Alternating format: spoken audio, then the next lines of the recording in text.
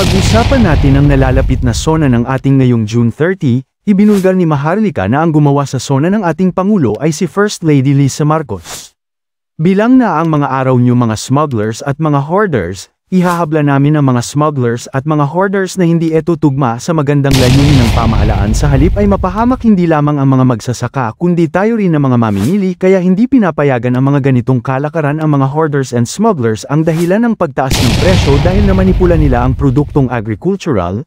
Ito ang pahayag ni Maharlika sa kanyang bagong vlog, panoorin natin. Ayan, ihahabla namin ang mga smugglers at hoarders dahil hindi ito tugma sa magandang layunin ng pamahalaan ay sa halip ay mapapahamak hindi lang ang mga magsasaka kundi tayo rin na mga mamimili kaya hindi pinapayagan ang mga ganitong kalakaran. Ang mga hoarders at smugglers ang dahilan ng pagtaas ng presyo dahil namamanipula nila ang produktong agricultural. Okay? Ngayon mga palangga, balikan natin. Ang sabi ni Marcos Jr., bilang na ang araw ninyo na mga hoarders. Pero anong nangyari? You, bangag supporters and maisog supporters, walang nangyari. Kasi sila pala ang hoarders at smugglers. Kaya si Marcos Jr. ay during that time nasa DA pa siya, Department of Agriculture. Nasaan na ang bilang ang araw nyo? Ulit? Imbis na hulihin, padalhan ng 2 batalyon na mga mga CIDG at mga SAF katulad ng pag-abuso ni Marcos Jr. at ni Bartek Lisa sa mga kabataan sa Davao na violate ang kanilang human rights, which is pinangako din ni Marcos Jr. yan na sa kanyang mga SONA na protektahan niya ang human rights. Ang nangyari, imbis na magpadala ng batalyon, 2 batalyon kay Michael Ma at ang dyan sa Bureau of Customs kay Rubio at sa mga kasabwat nila, ay again, ini-enjoy nila ang pagnanakaw, ang pagsasmuggle. See? Kaya kung ikaw ay matino, forget about your being pulawan, dilawan, o pingplawan. I'm telling you, right now, you na nakikinig, mamili ka, bangag ka, o maisog ka. O matapang, kung ayaw mo ng Bisaya na term, matapang. O ano ba sa Ilocano ang matapang? O sa Kapampangan, o sa Bicol. Name it. Kahit anong gusto nyong pangalan, translate na lang.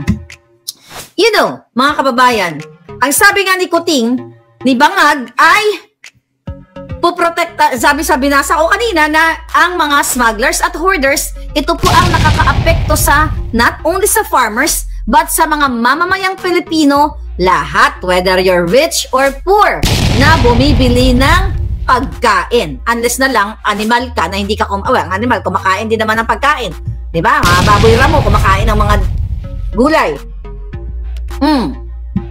Uragon sa Bicol. Ay, akala ko yun, no? Uragon, akala ko dati masamang word yan, Charita Valle. Kasi sa amon, sa Ilonggo, ulagon. Bala daw, si Lisa, bala ang iyapotay, kalkal. But anyway, let's talk about sa kanya mga pinangako. Ano pa ang pinangako ni Kuting? Ito mga palangga, binalikan ko ang kanyang, sa dami niyang pinangako, ito lang ang gusto kong ipaalala sa inyo. Unang SONA, pinangakuan kayo nang magbibuild siya ng mga ospital. Basahin ko. Para tayo magkaintindihan, mga bangag at mga maisog, babasahin ko yung sinabi niya. Sa pakikipagtulungan ng Kongreso, itatatag natin ang sariling Center for Disease Control and Prevention at ang isang Vaccine Institute. Pak, pinalakpakan ng mga bangag sa Kongreso at Senado. Magtatayo tayo ng dagdag na mga health center facilities. But beyond the issues that the pandemic has brought, the need for a stronger healthcare system is self-evident. Okay? Sulat ko lang itong 90 billion. Makakalimutan ko to. 90 billion sa PhilHealth. Okay? Singit natin sa usaping ito. But beyond the issues that pandemic has brought, the need for a stronger healthcare system is self-evident. This is persona, ha? We must bring, July ito, we must bring medical services to the people and not wait for them to come to our hospitals and healthcare. Pak na naman ang mga hitad. Napakinggan natin ang gusto ang malaking napakinabangan natin ng husto ang malalaking specialty hospitals gaya ng Heart Center, Lung Center, Children's Hospital at National Kidney and Transplant Institute. Kaya maliwanag na hindi puro ganyan ang bangag na yan. Maliwanag na hindi lang dapat dito sa National Capital Region, kundi maging sa ibang parte ng bansa. Pak na naman ang mga julul. Okay? Maliwanag na hindi lamang dapat dito lamang sa National Capital Region, kundi maging sa ibang parte ng bansang kailangan magdagdag ng ganitong uri ng mga paggamutan. Pak na naman ang mga hangag, ang mga baghak. Ay nako. Bukod dito upang mailapit natin ang healthcare system sa taong bayan nang hindi sila kailangan pumunta sa sentro ng kanilang bayan, lalawigan o region, ay maglalagay tayo ng mga clinic, mga RHU na pupuntahan ng mga doktor, nurse, midwife, medtech, mga kaletsyan, 1 beses, 2 beses sa isang linggo. Nang sa gayon, magiging mas madali na may karamdaman na magpapagamot ang hindi na kailangang magbiyahe ng malayo.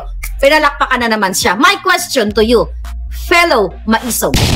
Tanong ko kayo, mga palangga, may naipatayo ba since July 2022 si Marcos Bangag na ospital sa inyong lalawigan?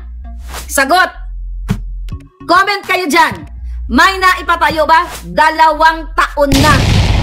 And, to remind you, binigyan niya ng 11.12 billion pesos na budget ang Special Medical Center na yan. Okay? At yung sinasabi niya na isabatas na rin yan noong last year, August 2024, kaya nga inalat niya ng budget na 11 billion pesos, mga palangga.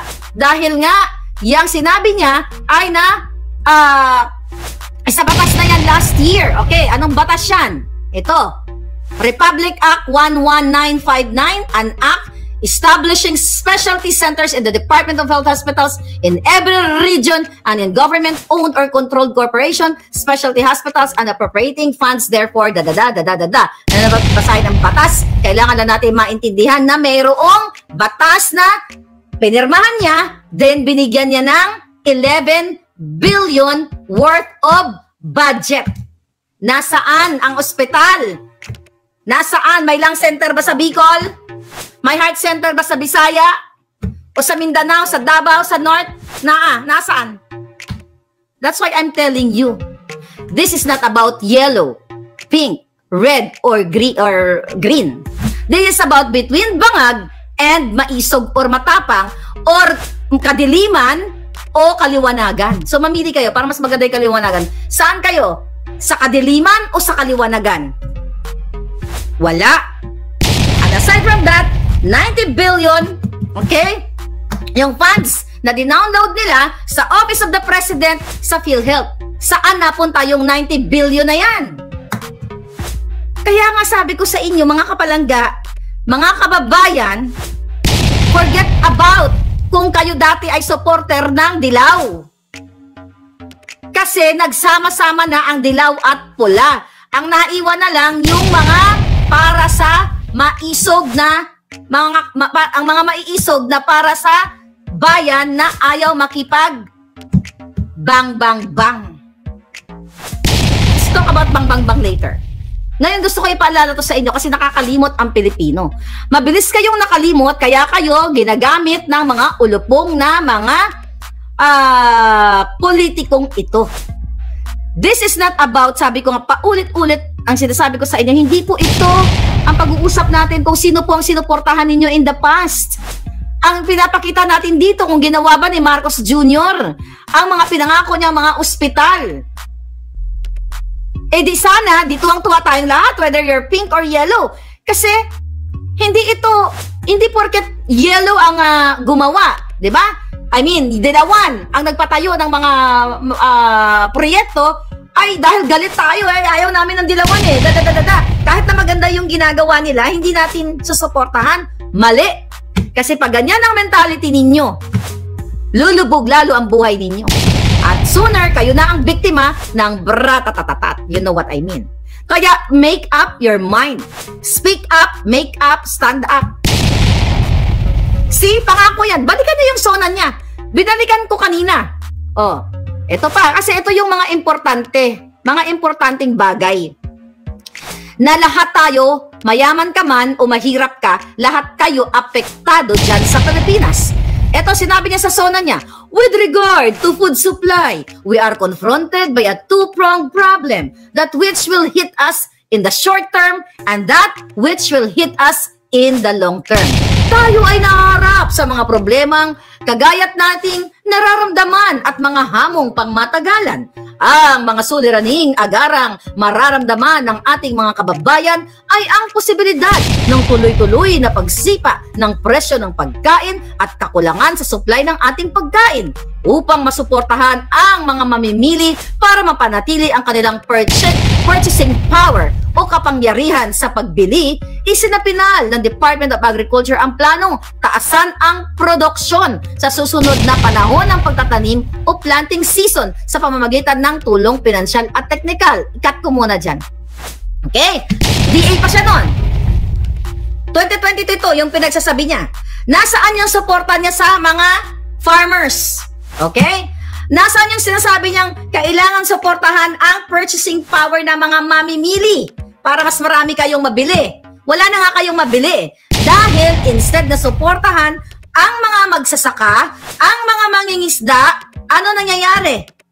Import ng import, non-stop importation ang ginagawa ng bangag na gobyernong ito. Kaya ngayon, ano nangyayari? Sino apektado? Di ang mga farmers, ang mga mangingisda. Sino ang kumikita? Ang mga middleman. Sino yung mga middleman? Di ang mga traders na kasabwat ni Bangag. Ang mga importers na kasabwat ni Bangag. See? Tapos ngayon, galit kayo kay Maharlika kasi dati Marcos supporter. Oh, at dati binodjak ko kayo mga dilawan kaya kayo galit na galit sa akin, parang ganon. May nakilala ako, okay? I'll tell you something, mga palangga. Sa dami ng mga impormasyon, okay? I'll tell you something. Si Nelson Suwal, kaya yan, nag-event yan sila sa Paris. Si Nelson Suwal ay Leni supporter, okay? Na-meet ko siya sa Paris, France. Very dilawan, okay? Nag-live ako, sabi ko, I'm here sa coffee shop. Pero ayoko nang gawin ngayon yon kasi baka biglang ang lumusob mga gorgorero ni Bangag. 'Di ba? Nelson, I hope you're watching. Hi Balangga, I'm here at the coffee chuchu doon sa Paris. Sabi ko, sinong malapit dito? Come over. Ang lolo mo pumunta. Wala pang 5 minuto. Nasa area siya. Nanonood siya sa akin. Welcome ko siya. Nagkape kami. Ano sinabi niya sa akin? Hanapin ko, nandyan yan sa live. Sabi niya, Maharlika, galit na galit ako sa'yo. Leni supporter ako, grabe. Sabi niya na gano'n, hindi kita pinapanood. Ini-skip kita, gano'n, di ba? Napanood na ano niyo yun sa vlog ko. But I respect him. And I totally understand. Sabi niya, Leni supporter ako. Pero hindi, never ever ako maging Bangag supporter, sabi niya. Leni Sara siya, actually. Bilang isang Pilipino, actually hindi ako natakot sa kanya. Hindi ako matatakot kay Nelson. Diba? Nag-usap kami, chika-chika. You know, iba yung pag nakita mo yung kapwa mo Pilipino sa ibang bansa. Kape-kape kami. Wala akong naramdamang takot, but sa halip, appreciation. This is not about, kung tutuusin, diba? Sinabi niya sa akin, Leni supporter ako. Kung sarado ang utak ko, katulad ng mga Bangag supporter, sabihin ko, di, iiwasan ko siya. Ay, Leni ka pala, dadadada. Pero, true to himself, very honest person na sinabi niya, Leni supporter ako, Leni pa rin ako. But sinabi niya sa akin, pero bumilib ako sa iyo, Maharlika, kasi si Bangag, okay, na sinuportahan mo, sabi niya, 6 na taon akong galit na galit sa iyo. Diba? Kasi inaano mo si Leni, ganito, ganyan, ganyan, ganyan. You know, that's normal sa politics eh. Pero sabi niya, dahil ikaw ay nanindigan, at sa kabila ng pagsuporta mo kay Bangag at nagising ka, I'm here to support you. Nandiyan po yan sa vlog namin. But again, bakit ko to kinukwento? Kasi ang layunin namin ni Nelson, layunin natin pareho, whether si Leni sinuportahan mo, o kung sino man ang sinuportahan mo, yung kaalwanan ng Pilipinas. Kaya sabi ko, enough for the dilawan and the pinklawan, pulahan and green. Just between kadiliman and kaliwanagan. Bangag versus maisog. See, so we have to unite.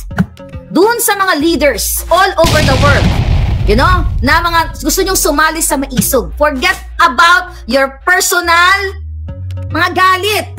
Normal lang yan. May mga factions tayo sa buhay. You know, gusto nyong manalo tayo sa laban na to, we have to unite. Forget about dahil si ganito, dating dilawan, si Maharlika, ganito, si ganyan, ganon. Set aside your personal things. Then we could win. And anyway, ang tatanda na natin. Di ba? Forget about that. Okay, going back, mga kababayan. See? Sabi ko, hindi ito usapin tungkol sa kung ano ka dati. Kasi tapos na yun eh. Nabudol na tayo. And you, na mga supporters natin ng Dilawan, na sinasabi ko sa inyo, na galit kayo sa akin dahil kumakampi ako kay Bangag. And now, na binubodya ko si Bangag, galit pa rin kayo sa akin? Saan ako lulugar? Saan kami lulugar? Kaming mga nagising. Kung humarap kayo lahat sa salamin at kausapin nyo yung sarili ninyo, ito bang bunganga ni Nganga Bells ni Maharlika? Ano pinagsasabi nito? You talk to yourself, to your conscience. Di ba? Kahit galit na galit kayo sa akin dahil sa Marcos supporter ako for 6 years. And now, tahimik kayo? Hindi ba pwedeng yung galit nyo wala na dahil pareho na tayo? Kasi ibig sabihin, nanindigan ako dahil yung mga pinangako dito sa mga farmers, not only farmers again, sa lahat ng mga Pilipino, sabi ko nga, kung matalino kayo dahil matatayog naman na inyong pinag-aralan, balikan ninyo ang kanyang sona, kahaba-haba ng mga kasinungalingan. Pero kinuha ko lang po yung mga, yung talagang straight na sa mga taong bayan na naramdaman nyo yung negative result. Na sinasabi niya, kanina, doon sa binasa ko, ang papatayo ng ospital, wala namang naipatayo. But anyway, tuloy natin dito. Sabi niya, okay, ang mga suliraning agarang mararamdaman ng ating mga kababayan ay ang posibilidad ng tuloy-tuloy na pagsipa ng presyo ng pagkain at kakulangan sa supply ng ating pagkain upang masuportahan ang mga mamimili para mapanatili ang kanilang purchasing power o kapangyarihan sa pagbili. Sinapinal ng Department of Agriculture ang planong taasan ng produksyon sa susunod na panahon ng pagtatanim o planting season sa pamamagitan ng tulong financial at technical. Asan ang tinulong sa inyo mga farmers? Diba, nag-aayuda sila, but that's long term. What is that ayuda? That is political interest. Binibigyan kayo ng ayuda in preparation sa 2025 and also dahil bulusok na ang trust rating ng mga bangag. Kaya po kayo ay sinusuhulan ng mga ayu-ayuda na yan. Ang dapat ibigay po sa inyo ay oportunidad na panghabang buhay. Trabaho, i-improve. Katulad ng sinabi niya, ospital. Kung magkakaroon ng ospital sa inyong bayan, definitely magka-create ng trabaho. Ano yung trabaho? Nurses, doctors, yung mga tambay dyan ngayon na walang trabaho. Mga sa utility, gardeners, you know? Mabibigyan kayo ng trabaho. Eh kaso, yung budget, di ba, yung 90 billion na dinownload sa opisina ni Bangag at ni Bartek, sa bulsa lang nila napupunta. Kayo, nagalit sa akin, na dating supporter supporter pa rin ng mga Dilawan, okay? Magalit lang kayo. Anyway, kayo naman ang magdurusa eh. Hindi naman ako. Diba? Hindi ako magdurusa. Kung hindi kayo mabibigyan ng mga proyekto ng gobyerno, hindi po ako magdurusa. Kayo. Anong sabi ni Marcos Jr.? Magbibigay tayo ng pautang habang mas mailalapit natin sa sektor ng agrikultura ang hindi gaanong mahal na farm inputs na bilihin ng mga bulto ng gobyerno. Asaan? Nilapit ba sa inyo? May magsasaka ba dito? Wala nga, may magsasaka ba? Import, import, import! Dahil nga sila ang kumikita, mga kababayan. Ano pa sabi ng Bangag dito sa kanyang speech? Sa sona niya? Kabilang dito ang abono. Pesticidio. Putang na. Tagalog ba yun? Pesticides ito? Pesticidio? Tagalog ba yung pesticidio? Makakang tarak ko sa yung ano eh. Sounds like eh. Anyway, ang mga karapat-dapat na ano sabi niya? Mga punla. Oh, yung punla mong wala ng punla. Oh, bayan ba? Wisit. Feeds, fuel subsidy at ayuda para sa mga karapat-dapat na benepisyaryo para sa pangmatagalang solusyon. Itaas natin ang produksyon ng mga kalakal at produktong pang-agrikultura. Asaan? Again, babagsak na naman tayo sa sinasabi niyang bilang na ang araw ng mga smugglers, pero sila ang smugglers. Sila ang sindikato. Sila ang mafia. So kaluoy ka mo. Kaya sabi ko nga sa inyo, kung kayo ay Lenny supporter, na galit sa akin, noon, eh dapat nga love nyo na ako, di ba? Kasi pareho na tayong anti-Marcos. Hello? Gamitin nyo nga yung mga neurons sa mga hitad. Sabi ni Kuting, Para sa matagalang solusyon, itaas natin ang produksyon ng mga kalakal at produktong pang-agrikultura at magawa natin ito. Anong petsa na? Nagawa ba? Pagtitibayin natin ang tinatawag na value chain na nagsisimula sa mga magsasaka hanggang sa mga mamimili. Nasaan? Paano ka yung mga magsasaka? Recently, I think last year, nakita ninyo kung paanong walang suporta ang bangag na gobyernong ito. Yung mga harvest ng repolyo, sibuyas, last year, prior to that shortage of sibuyas, nung na-normalize na. Anong ginawa ng ating mga palangga sa norte? Tinapon nila yung mga repolyo nila. Walang bumibili. Why? Walang gobyernong tumutulong sa kanila na i-market ang kanilang repolyo o sibuyas. Kasi ang naima-market, yung in-import ni Michael Ma na kasabwat ni Lisa, kasabwat ni Marcos Jr., kasabwat ng mga bangag. So you have to put that in your head. Mga kababayan, ako ba ang makikinabang dito sa pinagnangak-ngak ko? Sige nga. Pag ginawa ba ni Marcos Jr., sinuportahan ang mga magsasaka, isinabuhay niya yung mga kadyutahan niya. Sino ang maganda ang buhay? Hindi ba ang mga kawawa nating magsasaka? Alam nyo kung gaano kahirap na nagtanim ka. Walang gustong bumili ng iyong paninda. Why? Kasi ang binibigyan ng pansin ng gobyerno yung import. Okay? Imported products. Ini-import natin ang gulay. Ini-import natin ang isda. See? Kasi doon sila kumikita. Sino ang talo? Not only ang magsasaka, but tayo dyan na consumers. So if you just open this head, you have to get out from your house right now, mga palangga. Sabi niya pa, may mga bahagi ng nabasa ko na yan. May ikulalya pa ulit-ulit. Okay. Ang pagsasaliksik para sa mga makabagong paraan ng pagtatanim at pag-aalaga ng hayop ay masusing gagabayan ng Department of Agriculture. Ang produksyon ng farm inputs o mga kakailanganin ng mga magsasaka sa pagpapalago ng kanilang sakahan ay ating iayon sa mga hamong dala ng climate change, eklabus, and global warming. Question, meron ba dito na magsasaka? Anyone, please comment. Mamaya ko na basahin yung mga ano yung mapalangga, mga pa-colorful ninyo. Meron ba?